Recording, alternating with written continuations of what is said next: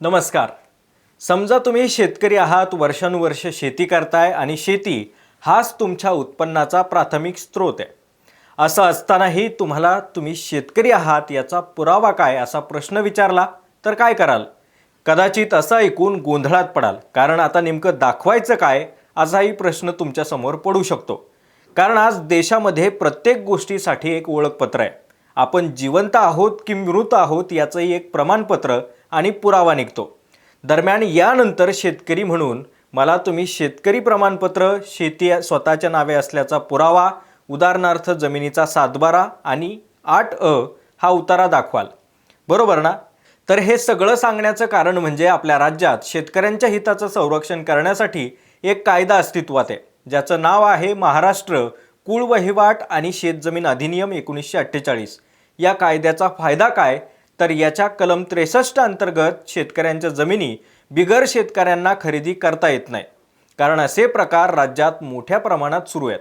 बाहेरील राज्यातील अनेक उद्योगपती आणि व्यावसायिक केवळ नफा मिळवण्यासाठी या शेतजमिनी गैरमार्गाने शेतकरी असल्याचं दाखवत खरेदी करून घेतात. असे अनेक प्रकार वारंवार राज्यात समोर आले असून नुकतंच धुळ्यातील एक प्रकरणानं सरकारला पुन्हा जाग आली आहे, कारण यावेळी अधिकारीच दोषी असण्याची शक्यता आहे. झालं असं की शेतजमीन ही शेतकऱ्यांकडेच राहावी, तुकडेबंदी टाळावी आणि शेतीचं संरक्षण व्हावं यासाठी कुळ कायदा आहे. मात्र याचं पालन न करता धुळ्यात असे प्रकार घडलेत. याच मुद्द्यावरून महसूल मंत्री चंद्रशेखर बावनकुळे असे प्रकार करणाऱ्यांवरती आता थेट गुन्हे दाखल करण्यासह शासनाची फसवणूक करणाऱ्यांबद्दलही गुन्हे दाखल करण्याचा इशारा दिलाय. नेमकं हे सगळं प्रकरण काय?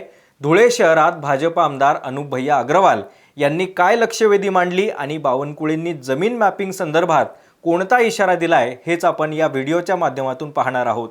नमस्कार, मी अमोल डोईफोडे आणि आपण पाहताय महाराष्ट्र टाइम्स ऑनलाईन.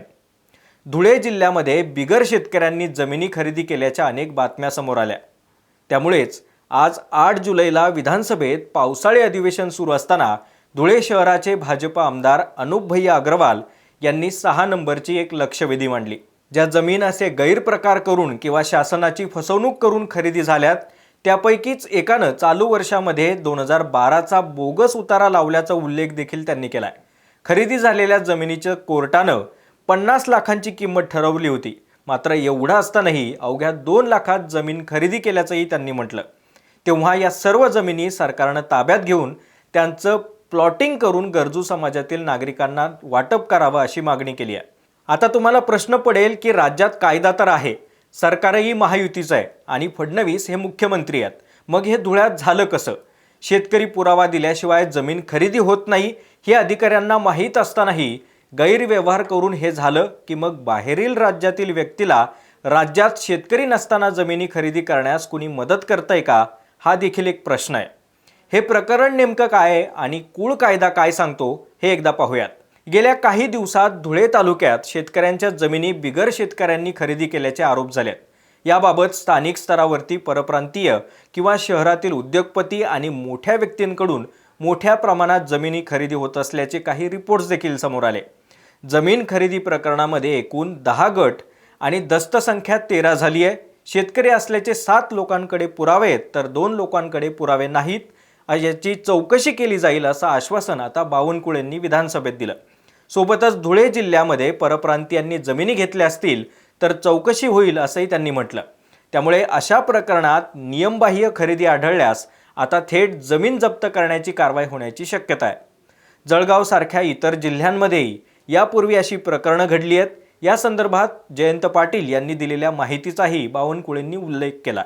दरम्यान राज्यातील कुळ कायदा काय सांगतो तर महाराष्ट्रात कुळ वहिवाट आणि शेतजमीन अधिनियम 1948 म्हणजेच पूर्वीचा मुंबई कुळ वहिवाट आणि शेतजमीन अधिनियम हा महाराष्ट्रातील शेतजमिनींच्या व्यवस्थापनासाठी आणि कुळांच्या म्हणजे जमीन कसणाऱ्यांच्या हक्कांचं संरक्षण करण्यासाठी लागू करण्यात आलेला एक अत्यंत महत्त्वाचा कायदा आहे.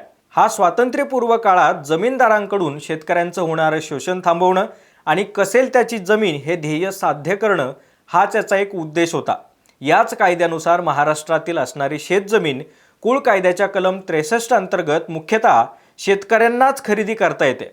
बिगर शेतकरी व्यक्तीला शेतजमीन खरेदी करण्यासाठी जिल्हाधिकाऱ्यांची विशेष परवानगी आवश्यक असते, मात्र धुळ्यात असं काही झालं नाहीये. त्यामुळेच आता हे प्रकरण तापलं असून परप्रांतीय व्यक्तीला आमच्या राज्यात शेतकरी असल्याचा पुरावा दिल्याशिवाय जमीन घेता येणार नाही, असं महसूल मंत्री चंद्रशेखर बावनकुळे यांनी 8 जुलै 2026ला विधानसभेत सांगितलंय. आमदार अनुप भैया अग्रवाल यांनी याबाबत लक्षवेधी सूचना मांडल्यानंतर महसूल मंत्र्यांनी सरकारची भूमिका स्पष्ट केली आहे. दरम्यान या सगळ्या प्रकारानंतर राज्याचं संपूर्ण मॅपिंग करणार असल्याचा इशारा महसूल मंत्र्यांनी दिलाय. शेतकरी नसताना राज्यातील किती जमिनी कोणी विकत घेतल्या आहेत यासाठी राज्याचं संपूर्ण मॅपिंग करणार आहोत. त्याची कारवाई सुरू करत असून कोणी रजिस्ट्री करण्यासाठी आल्यानंतर त्याच्या नावावर राज्यात कुठे सातबारा आहे याची देखील माहिती मिळणार आहे. याची माहिती आता मुद्रांक अधिकाऱ्यांना जमाबंदी आयुक्तांकडून सुविधा उपलब्ध करून देण्यात आली आहे. एकूणच या लक्षवेधीमुळे आता धुळ्यात नेमकी काय कारवाई होणार हे पाहणं महत्त्वाचं असणार आहे. मात्र तुमच्याही भागामध्ये अशी काही प्रकरणं घडत असतील तर आम्हाला कमेंट करून नक्की सांगा. व्हिडिओ आवडला असेल तर जास्तीत जास्त लाईक आणि शेअर करा. तुम्हाला कृषी संदर्भातले आणखी कोणते विषय समजून घ्यायला आवडतील हे देखील आम्हाला वेळोवेळी कमेंटमधून कळवत चला, कारण यापुढे तुम्हाला दररोज शेती, माती आणि आपल्या ॲग्रिकल्चरशी संबंधित असेच माहितीपूर्ण आणि नवनवीन व्हिडिओ पाहायला मिळणार आहेत. बाकी अजूनही आमच्या महाराष्ट्र टाइम्सच्या यूट्यूब चॅनलला सबस्क्राईब केलं नसेल तर लगेच करून घ्या. सोबतच आमच्या इन्स्टा आणि फेसबुकला पेजला देखील फॉलो करा.